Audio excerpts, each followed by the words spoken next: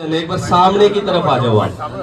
सब सामने की तरफ आ जाओ। जितने भी साथी कार्यकर्ता साथी खड़े हैं सबसे मेरा निवेदन है सामने की तरफ आ जाओ ताकि हमारा संवाद अच्छा हो, एक दूसरे से वार्तालाप हो सके। सभी पीछे जितने भी खड़े हैं इधर से भी दीपक जी चाहे पीछे की तरफ आ जाओ, बराबर बात है भाई साहब। तो भाई धर्मवीर जी फिर चैंपियन। हम सब की तरफ से, सब कार्यकर्ताओं की तरफ से हम आपको हृदय की गहराइयों से बहुत बहुत बधाई देते हैं।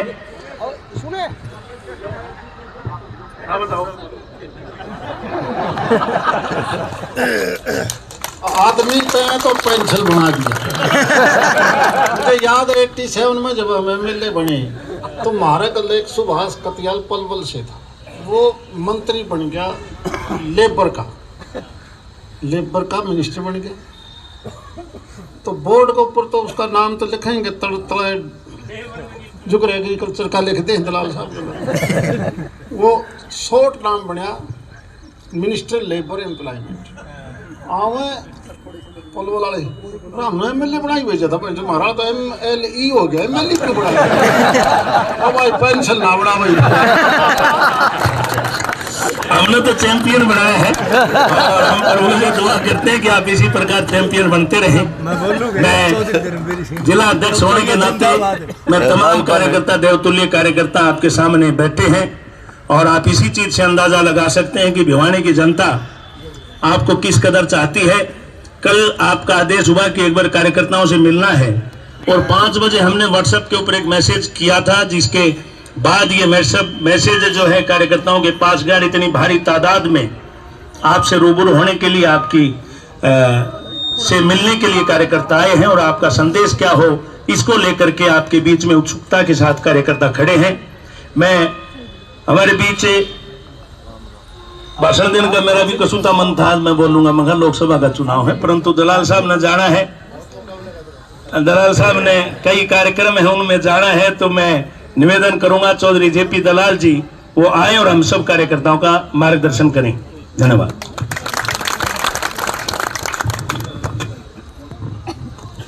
बोलो भारत माता की।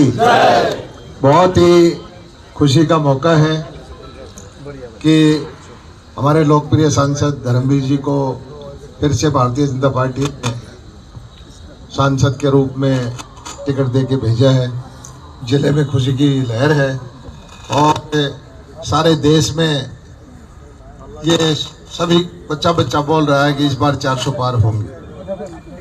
तो भाई हमने ये देखना है जब 400 पार होंगी तो हमें भी अपना पुराना रिकॉर्ड पार करना चाहिए, वोट बढ़ाने चाहिए। और मुझे लगता है कि इस बार जो है पूरे हरियाणा के अंदर भिवानी महेंद्रगढ़ की सीट सबसे ज़्यादा वोटों से जीतेगी। सभी ने काम करना है मिलजुल करके और एक होकर के।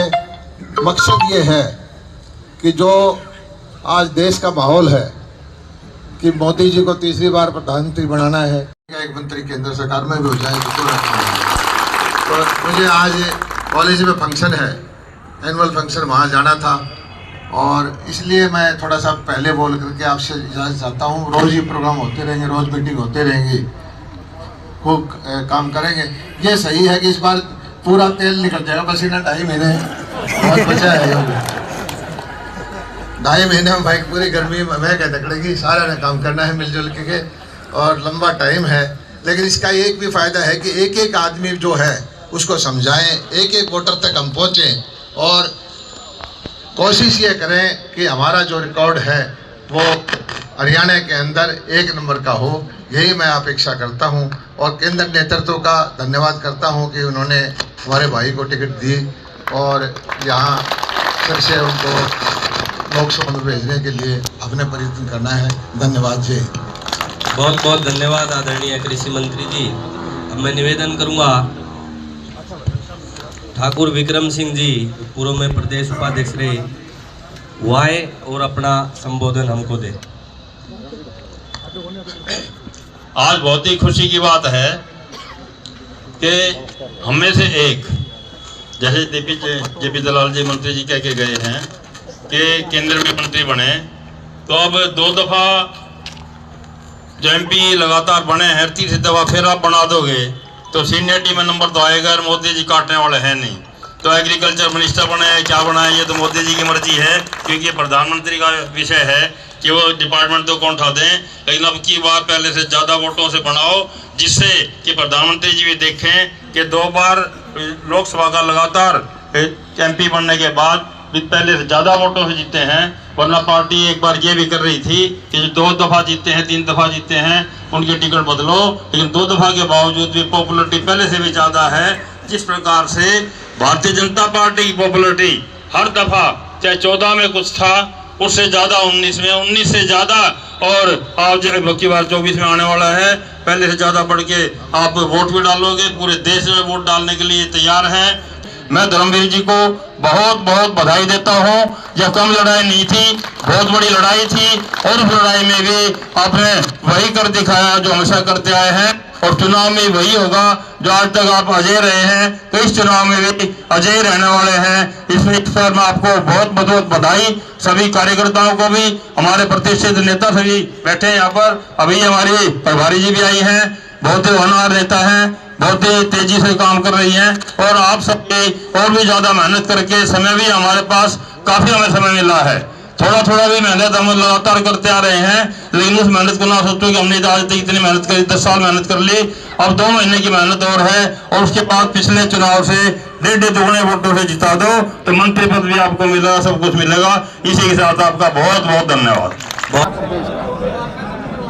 और लोगों के हौसले से को देखते हुए हम दावे से कह सकते हैं कि हम 10 की 10 सीट पिछली की तरह 10 की 10 सीट जहाँ जीतेंगे वहाँ मार्जिन पहले से बहुत ज़्यादा अधिक है, बहुत ज़्यादा अधिक। और जो माननीय प्रधानमंत्री जी की सोच है कि बीजेपी अकेली 370 पार और NDA 400 पार, मैं मानता हूँ इससे भी अधिक सीटें जब वोट की गिनती होगी तो आप देखना, पिछली बार महेंद्रगढ़ भिवानी लोकसभा का जो रिजल्ट था वो 63.7 या 8% था टोटल वोट का।